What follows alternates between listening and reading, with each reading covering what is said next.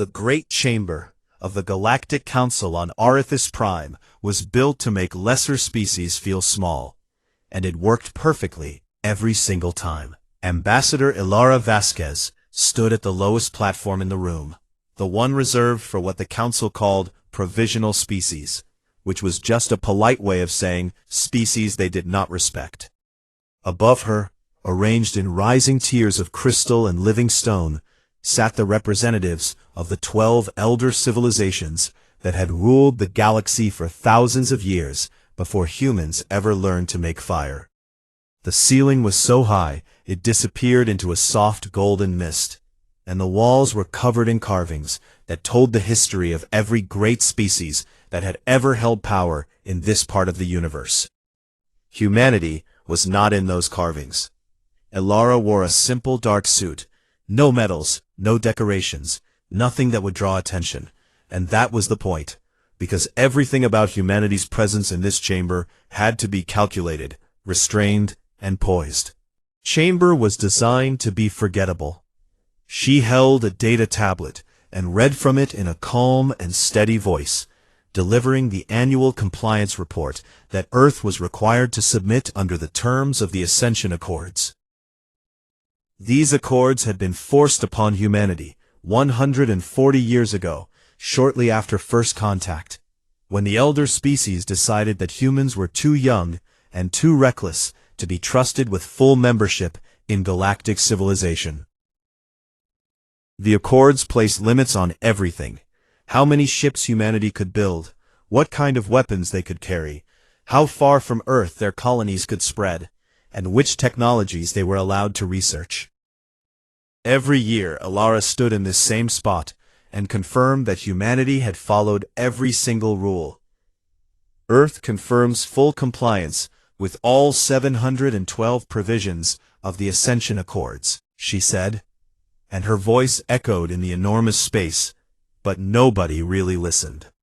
Because nobody ever really listened when humans spoke here. High above on the third tier, Counselor Drayan Voss shifted his massive insectoid body and made a sound that his species used to express amusement, but that sounded to human ears like bones cracking. Voss was an Archon of the Velkari Dominion, one of the 3 most powerful civilizations in the Council, and he had never once hidden his contempt for humanity. "How touching," Voss said, his voice translated through the chamber's systems into a cold and mechanical version of English. "The galaxy's eager pets have completed their tricks for another year. Shall we toss them a reward?"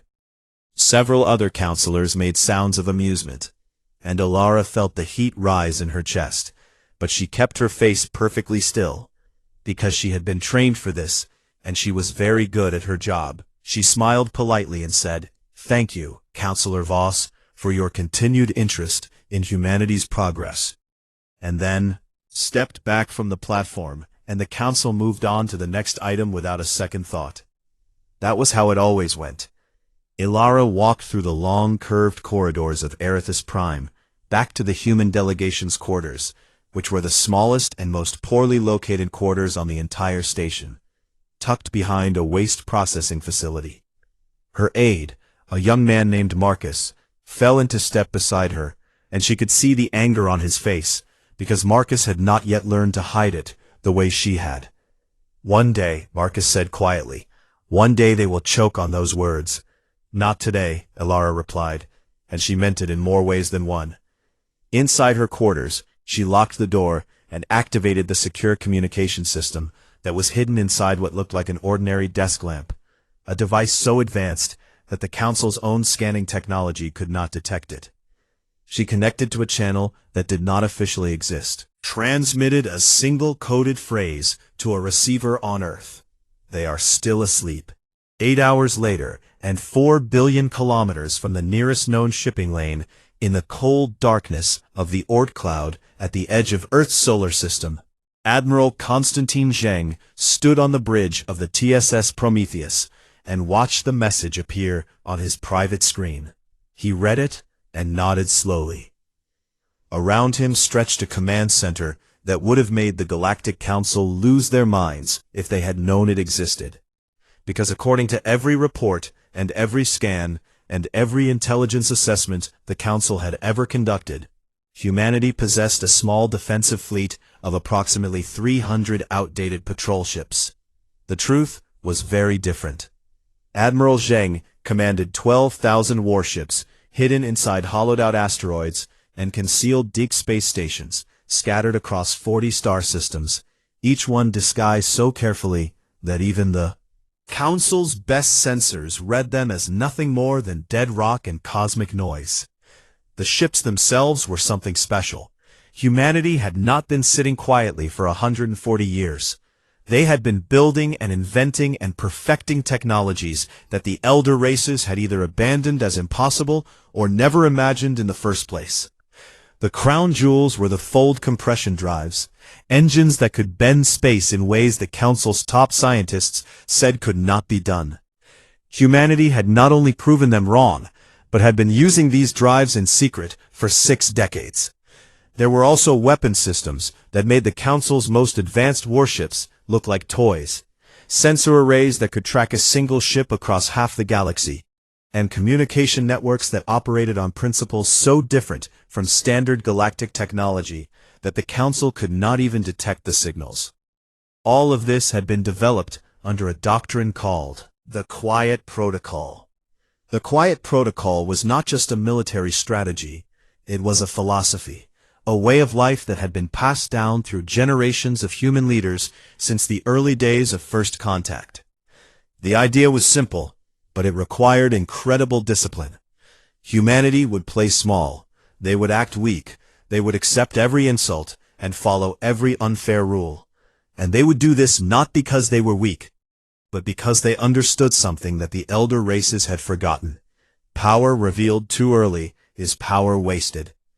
The founders of the Quiet Protocol had studied the history of every species that had ever tried to challenge the Council's authority, and every single one had been crushed, not because they lacked strength, but because the Council saw them coming and united against them before they were ready.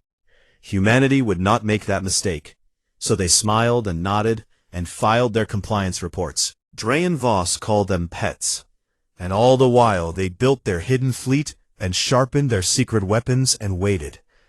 Admiral Zheng had spent his entire career inside this secret, 40 years of service in a military that the galaxy did not know existed, commanding ships that had never fired a shot in anger, training crews for a war that everyone hoped would never come. He looked at the message from Vasquez one more time. "They are still asleep," the message read. Good, he thought. Let them sleep a little longer. He turned to his second-in-command, Captain Yuki Tanaka, who was reviewing the latest readiness reports from the Shadow Fleet. "Status," he said. "All 12,000 ships are at full readiness," Tanaka replied without looking up. "Fold compression drives tested and certified across all battle groups. Weapon systems are green. Crews are sharp. We could move within 4 hours of the order." Zheng nodded and looked out through the bridge viewport at space stretching out before them. The darkness of deep space, where somewhere far away the Council sat in their beautiful chamber and congratulated themselves on keeping humanity under control. They had no idea what was coming, but Zheng was a patient man, and patience was the most human quality of all, because it meant you cared enough about the future to suffer in the present. The order might come tomorrow, or it might come in 10 years, or it might never come at all, and that would be fine, because the best war was the one you never had to fight. But if the order did come, if someone out there in the galaxy was foolish enough to push humanity past the point where smiling and nodding was no longer enough, then 12,000 warships would emerge from the dark like wolves that had been pretending to be sheep. And the galaxy would learn the most important lesson it had ever been taught. That the most dangerous creature in the universe is not the one that shows its teeth. It is the one that keeps them hidden. Meridian 7 was the kind of world that made people believe in second chances. It was a green and gentle planet on the far edge of human-controlled space, with rolling hills covered in tall golden grass, and rivers so clean you could see the bottom even where the water was 30 feet deep. 2.3 million humans live there in small towns and farming communities spread across the largest continent, growing food that fed a dozen other colonies and raising children who had never known war. The capital was called New Odessa, and it sat in a wide valley between two mountain ranges, with a sky that turned pink and orange every evening in a sunset that lasted almost 2 hours because of the way the planet's atmosphere bent the light. Governor Lena Okoye ran the colony from a modest building in the center of town that used to be a school before the population grew large enough to need a proper government office. She was a tall woman with short gray hair and a calm voice, and she had spent 20 years building Meridian 7 into something beautiful, something that proved humanity could plant roots in alien soil and make them grow. She did not know that her world had just been sentenced to death by a committee sitting in a chamber 1,000 light-years away. The Valkyrie Dominion had discovered massive deposits of a rare mineral called Vatrium beneath the surface of Meridian 7, a mineral essential for their weapons manufacturing, and they wanted it. Councillor Drayan Voss brought a motion before the Galactic Council to reclassify Meridian 7 as an unclaimed resource world, which was a legal trick that would strip the colony of all protections under galactic law and allow the Valkyrie to move in and take whatever they wanted. The human delegation protested immediately, but they were silenced before they could even finish speaking, because Voss had also triggered an obscure clause in the Ascension Accords that placed humanity under review, which automatically suspended their right to vote or speak on the council floor. It was all perfectly legal, according to the rules that the elder species had written for themselves. The vote passed 9-3. 3 species voted against it: the Rithali, the Silurians, and the Antheri.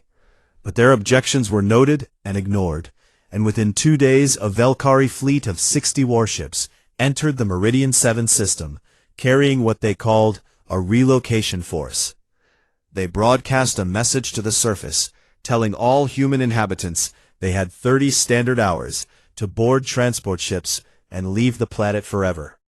Governor Okoye received the message in her office and read it 3 times to make sure she was understanding it correctly. Then she opened a channel to the Valkyrie fleet commander, a decorated officer named Archon Selvik, and told him in a voice that did not waver that the people of Meridian 7 were not leaving their homes. This is our world, she said. We built it with our hands, and we will not abandon it because someone 1,000 light-years away decided our land is worth more than our lives. Archon Selvik gave her 24 hours to reconsider. When the deadline passed and not a single human had boarded the transport ships, Selvik contacted the council for authorization to use what they called compliance measures. The authorization came back in less than an hour. At exactly 1400 hours local time, on what the colonists would later call the Day of Ashes, the Valkyrie fleet opened fire on New Odessa from orbit. The first volley hit the eastern residential district, where most of the families with young children lived, because it was close to the schools. The plasma bombardment turned buildings into vapor in less than a second, and the ground itself melted into glass that would still be warm to the touch 3 days later. Hit the central market district, where hundreds of people had gathered, trying to understand what was happening and looking for their loved ones. The third volley hit the hospital. Governor Okoye was in the communications center when the bombardment started, and she knew immediately that this was not a warning shot or a show of force. This was a massacre. She grabbed the emergency broadcast equipment, and with explosions shaking the walls and dust falling from the ceiling, she recorded a message and transmitted it on every frequency she could reach, human and alien alike. Her voice was steady, even as the world burned around her, and that steadiness would become the thing people remembered most, because it was not the steadiness of someone who did not understand what was happening. It was the steadiness of someone who understood perfectly and refused to let fear be the last thing the galaxy heard from her people. This is Governor Lena Okoye of Meridian 7, calling any ship, any station, any soul that can hear my voice. We are under orbital bombardment by the Velkari Dominion. They are firing on civilian targets. Our people are dying. We have no weapons. We have no shields.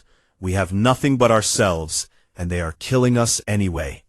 Please, if anyone can hear this, remember what happened here. Remember New Odessa. Remember us. The transmission cut off when the fourth volley destroyed the communications tower. When it was over, 14,000 people were dead. 14,000 human beings who had never held a weapon and never threatened anyone, and whose only crime was living on land that someone more powerful had decided they wanted.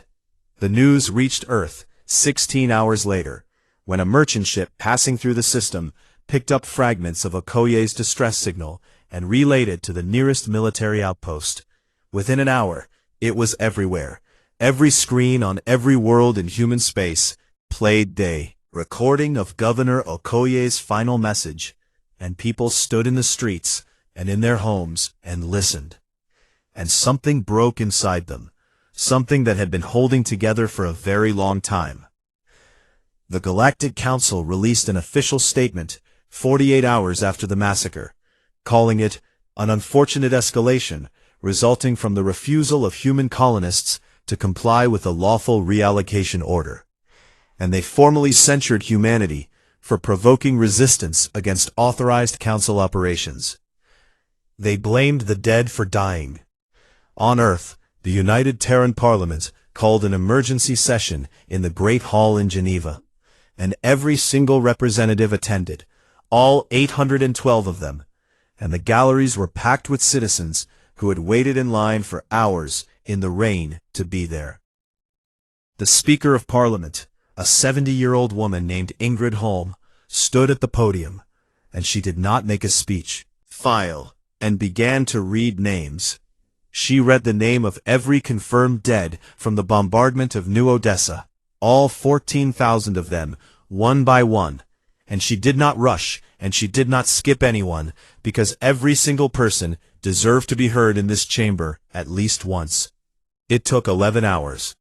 Representatives wept openly, and some had to leave the chamber and come back because they could not hold themselves together.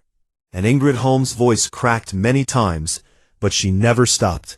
She never paused for more than a breath, and she read every name until the last one fell into the silence of that great hall like a stone dropping into still water. When she finished, she set down the file and looked out at the chamber and said 3 words. What do we do? The vote was unanimous. Every single representative, all 812, voted for the same resolution, and it contained only one sentence that mattered. The quiet protocol is hereby rescinded, effective immediately. The message reached Admiral Konstantin Zhang on the bridge of the TSS Prometheus 14 minutes later, and he read it and closed his eyes for a moment because he understood what this meant. He had spent 40 years preparing for a war he hoped would never come, and now it was here. Not because humanity wanted it, but because 14,000 innocent people had been turned to ash, and the galaxy had looked the other way. He opened his eyes and looked at Captain Tanaka and the rest of his bridge crew, and every single one of them looked back at him, and he could see it in their faces, the grief and the fury, and the cold, hard readiness that came from years of training for exactly this moment. Send the word, Zhang said. Every shadow fleet, every black site, every sleeper asset, every single ship we have hidden in every corner of this galaxy. He paused, and when he spoke again his voice was low and steady like the sound of a door. Being locked from the wrong side, tell them the leash is off. The galaxy had 72 hours of peace left, and it did not know it. On the morning of what the elder species would later call the unveiling, everything still seemed normal across Council space. Trade ships moved along their routes, communication relays hummed with the usual traffic, and the Velkari Dominion was already sending mining teams to Meridian 7 to begin extracting Vatrium from the ground that was still warm with the ashes of 14,000 human dead. Nobody noticed anything unusual because that was the entire point. The first sign that something was wrong came at a remote communication relay station near the Antheri border, when the station operator, a small reptilian creature named Pelak, watched his screens flicker and go dark one by one. He ran diagnostics and found nothing wrong with his equipment, which meant the problem was not on his end.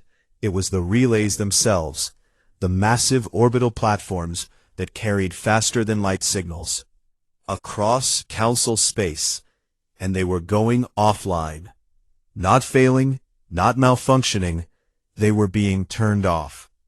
Within 6 hours, 43 major communication relays across the galaxy went silent, and the Council suddenly found itself unable to coordinate with its own fleets and member worlds across a vast stretch of space. Panic spread fast through the Council's intelligence networks, or what was left of them. While the Council scrambled to understand what was happening to their communications, something far more dramatic was unfolding in open space along the major trade corridors. Human merchant vessels, the boxy, unremarkable cargo ships that had been moving goods between colonies and alien ports for decades, began to change. Cargo panels fell away, and hulls split open like cocoons, and from inside each merchant ship emerged a warship, sleek and dark and covered in weapon arrays that the Council's databases could not identify because the technology had never been seen before. Merchant convoy after merchant convoy revealed itself as a military formation in disguise, and within hours there were warships where there had been cargo haulers in every major sector of Council space. But this was only the beginning. In the deep dark spaces between star systems, in asteroid fields and gas clouds and dead zones where nobody ever looked because there was nothing to see, the real fleet woke up. They came out of the darkness like something from a nightmare. Thousands of warships emerging from hidden bases inside hollowed asteroids and concealed stations buried in the crust of dead moons. The Nemesis-class dreadnoughts led the way, each one 3 kilometers long, and carrying enough firepower to engage an entire Valkyrie battle group on its own, and there were 200 of them. Behind the dreadnoughts came the Valkyrie-class cruisers, and the Fenrir-class destroyers, and the countless smaller ships that made up the screening fleets. 12,000 warships in total, appearing across 40 star systems in a coordinated emergence, so precise that the timing across all 40 systems was off by less than 4 seconds. They used the fold compression drives to move, the technology that the Council's best scientists had declared impossible. And the drives worked by folding space in a way that left almost no detectable signature, which meant that the ships did not just appear fast, they appeared without warning. One moment a system would be empty, and the next moment there would be 500 human warships sitting in perfect formation, as if they had always been there. The intelligence reports hit the Council chamber on Arethus Prime like a series of hammer blows. Analyst Torvin, a Rithali data scholar who had spent 30 years studying human capabilities, and who had written the official Council assessment that classified humanity as a minor military power, watched the numbers scroll across his screen, and felt something he had not felt in his entire career. Fear. He checked the numbers again, and then checked them a third time, because they could not be right. They simply could not be right, but they were. He turned to his superior, a senior Rithali intelligence officer named Director Valen, and his voice came out barely above a whisper. "We did not miscalculate," Torvin said. "They lied to us. For 140 years they lied to every scanner, every probe, every assessment team we ever sent. They showed us exactly what they wanted us to see, and nothing more." Valen stared at the screen and said nothing for a very long time. The Council called an emergency session, and the chamber that usually operated with calm ritual and ancient procedure was filled with noise and confusion, and something very close to panic. Councillor Drayan Voss stood on his tier and demanded immediate action, his insectoid body clicking and buzzing with agitation as he called for a united military response from all Council species. "They are bluffing," Voss declared. "These ships are empty threats, hollow shells designed to frighten us into submission. Humanity does not have the capability to challenge the combined might of the Council, and everyone in this chamber knows it." But the other counselors were not so sure, because the intelligence reports kept coming in, and each one was worse than the last. The human ships were not empty threats. They were fully armed and fully crewed, and their technology was not just different from Council standard. It was generations ahead in ways that the elder species did not fully understand. The fold compression drives alone represented a breakthrough that the Council scientists had said was at least 500 years away, and humanity had been using them in secret for 60 years. The weapon systems were equally advanced.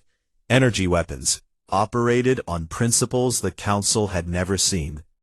Defensive shields that used gravity manipulation instead of the standard energy barriers that every other species used. And sensor systems so powerful that human ships could track individual vessels across half the galaxy in real time. While the Council argued and panicked, humanity did something that confused everyone. They did not attack. Not the Council station, not the elder species homeworlds, not the trade routes, not anything. Instead, Admiral Zhang's fleet executed a single precise operation with the focus of a surgeon cutting away diseased tissue.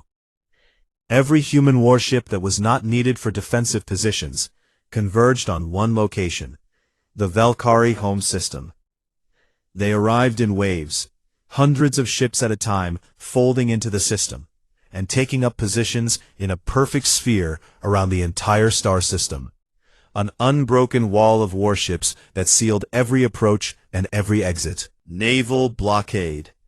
No shots were fired, and no threats were broadcast, and no demands were made.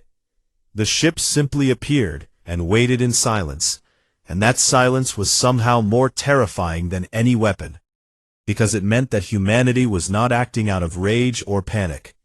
They were acting with a calm and deliberate purpose that suggested they had planned for this exact moment for a very long time. Voss ordered the Valkyrie home fleet to break the blockade, and they tried 4 times. Each time the human ships responded with impossible precision, disabling engines and weapon systems with targeted strikes so accurate that they could take out a single power conduit on a warship without damaging the compartment next to it. Not a single Valkyrie crew member died in any of the 4 attempts, and that was clearly intentional. The human ships could have destroyed the Valkyrie fleet in minutes, but instead they carefully and methodically took each ship apart, piece by piece, leaving the crews alive and the life support systems running so that every single Valkyrie soldier survived to tell others what had happened. The message was clear, without a single word being spoken. We can reach you anywhere, and we can do anything we want to you, and we are choosing not to kill you. And you should think very carefully about what that means. Back on Arethys Prime, the other Council species watched and calculated, and several of them quietly opened secret communication channels with Earth, because they could read the writing on the wall, even if Voss refused to. The galaxy had operated on a certain set of assumptions for thousands of years, that the elder species were the most powerful, that the Council's military might was unchallengeable, that younger species like humanity existed at the sufferance of their betters.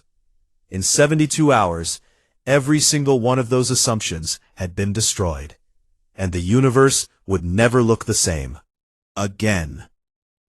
The blockade held for 3 weeks, and every single day of those 3 weeks taught the galaxy something new about what humanity really was.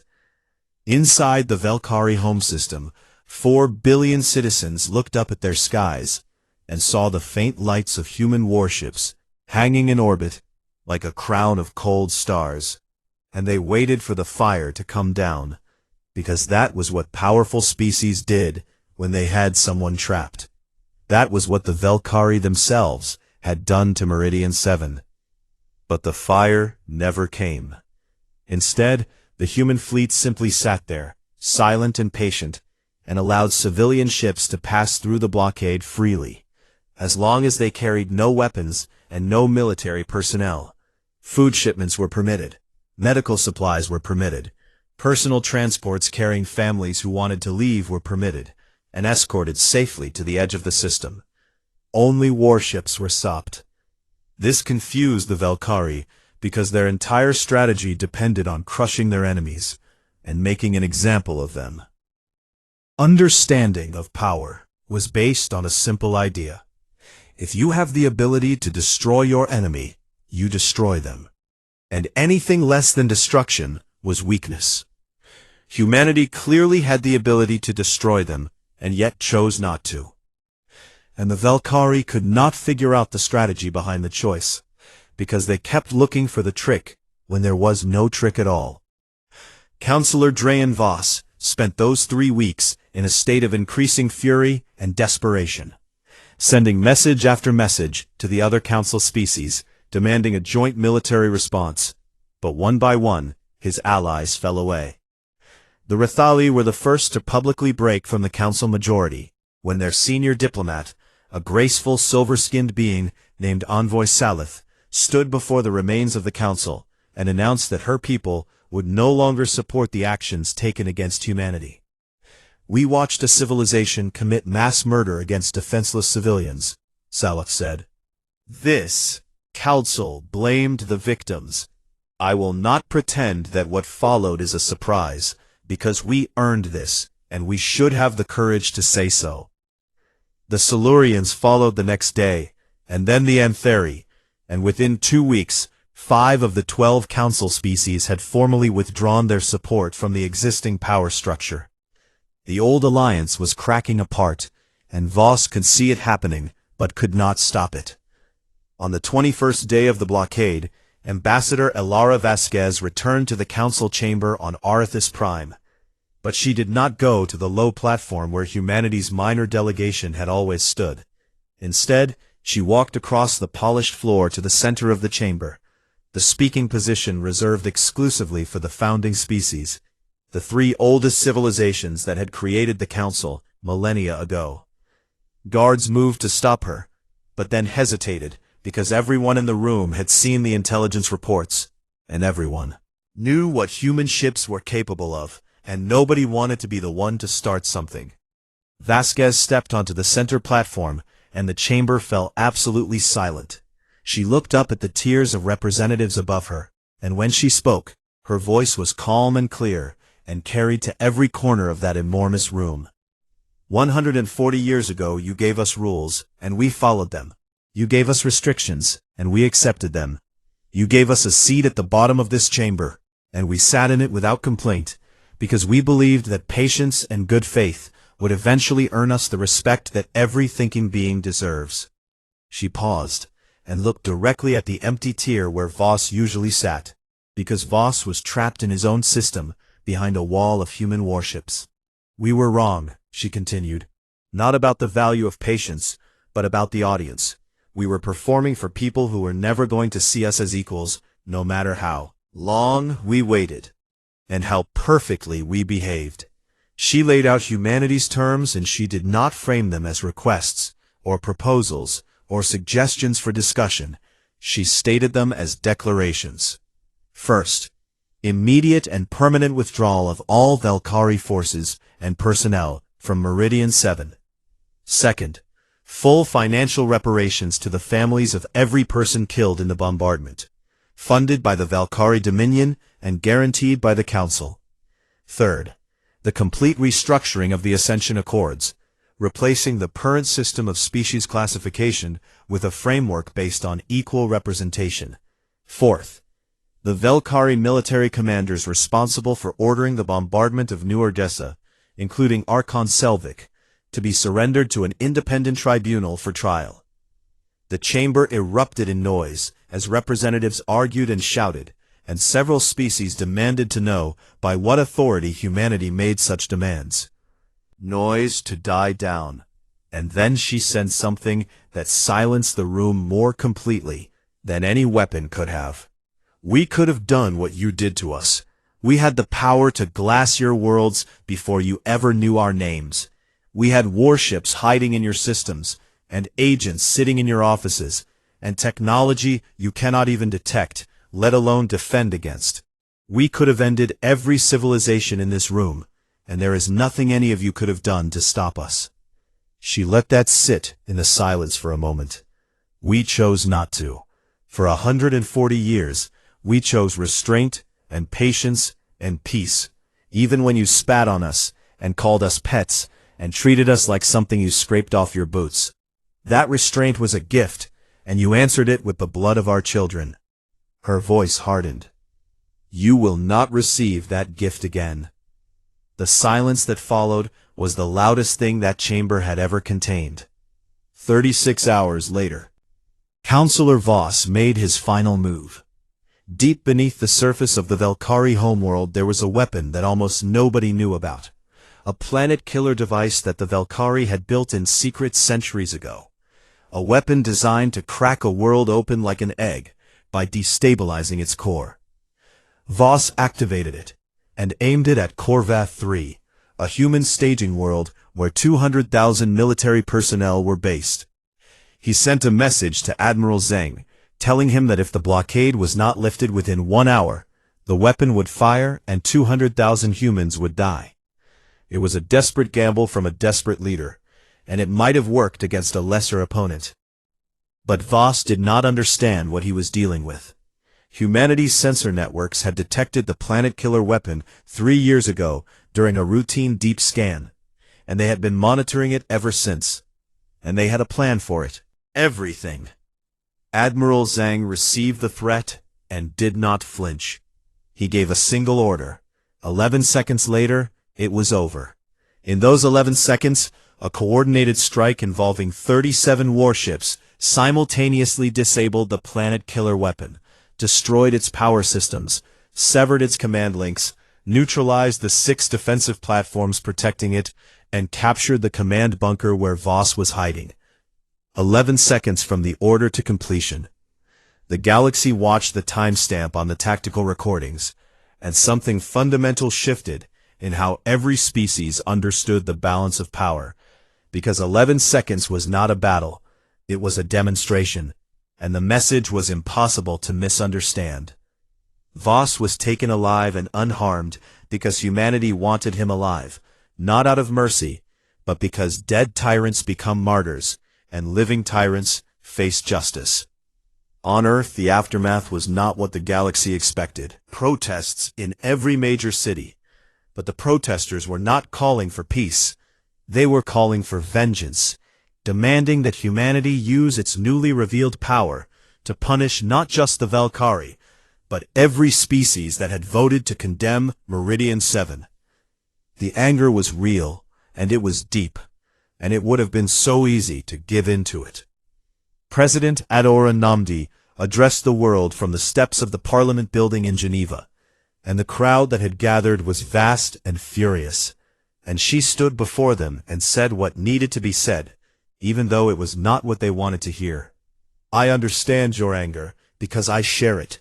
I have read the names of the dead, and I have seen the images of New Odessa, and there is a part of me that wants to burn everything down and let the ashes be our answer. She looked out at the crowd, and her eyes were fierce, but her voice was steady. But we will not become the thing that made us bleed. Justice is not vengeance wearing a mask of power. Clean uniform, it is not cruelty dressed up in a flag. We did not spend 140 years building something better just to become the next species that solves its problems by killing the helpless. The crowd was quiet, and then slowly the anger shifted into something else, something harder and more durable than rage, something that looked a lot like resolve. Because the hardest thing about having overwhelming power is not using it.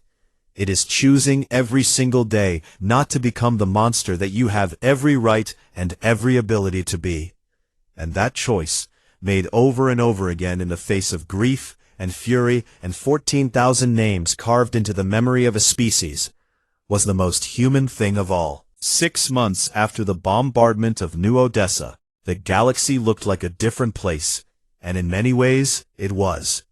The old Galactic Council was gone, dissolved by a unanimous vote of its own surviving members, after it became clear that the institution could not be reformed from within because the rot went all the way to the foundation. In its place rose something new. They called it the Galactic Concord, and it was built on principles that would have been unthinkable a year earlier. Proportional representation based on population rather than species age. No permanent veto power for any member. An independent judiciary with the authority to investigate and prosecute crimes against any species. And a charter of fundamental rights that applied to every thinking being in known space, regardless of how long their civilization had been around. The treaty that created this new order was signed on the surface of Meridian 7 in the rebuilt town square of New Odessa, exact spot where the first orbital strike had landed. They called it the Treaty of New Odessa, and every species that signed it had to walk across ground that was still scarred with glass, where the plasma had melted the earth, because the survivors had insisted that the scars not be repaired. Not yet, not until enough time had passed that the memory was safe from fading. 14,000 names were etched into a wall of black stone that stood at the center of the square, each name carved deep enough that wind and rain would not erase them for 10,000 years. And every diplomat who signed the treaty had to do so in the shadow of that wall. Ambassador Alara Vasquez stood at the ceremony and watched as representatives from 11 species stepped forward, one by one, to add their signatures, each one pausing before the wall of names before they signed. And she could see it in their faces, the weight of what those names meant and what they had cost. Signed last. Their new civilian government had taken power after Voss's arrest, when the military leadership that had supported him collapsed under the weight of its own failures. And the diplomat they sent was a young Velkari named Archon Tevris, who had publicly opposed the Meridian operation from the beginning, and who had lost her own position in the government for speaking out. Tevris stood before the wall of names for a long time, and then she turned to the assembled crowd and said something that no Velkari leader had ever said to another species. "We are sorry," not as a political statement and not as a negotiating position. "We are sorry as a people who allowed terrible things to be done in our name, and who did not stop them when we could have." It was a small thing, just words, but it mattered because it was the first time, and because Tevris meant it, and everyone could tell. The trial of the Velkari military leadership took place on Arithis Prime, over the course of 2 months, in a courtroom that the Concord built specifically for the purpose. Archon Selvik, the fleet commander who had given the order to fire on New Odessa, was convicted of crimes against sentient life and sentenced to imprisonment on a remote station where he would spend the rest of his natural life. Counselor Drayan Voss was convicted of the same charges plus additional counts for attempting to use a planet-killer weapon against a civilian target. His sentence was something unusual, something that the survivors of Meridian 7 had specifically requested when the tribunal asked them what justice looked like. Voss was exiled to a barren moon called Catharis 4, a dead world on the edge of Velkari space that had once been home to a thriving civilization called the Polani, until the Velkari Dominion had wiped them out 2,000 years ago during their expansion wars. The ruins of Polani cities still stood on that moon.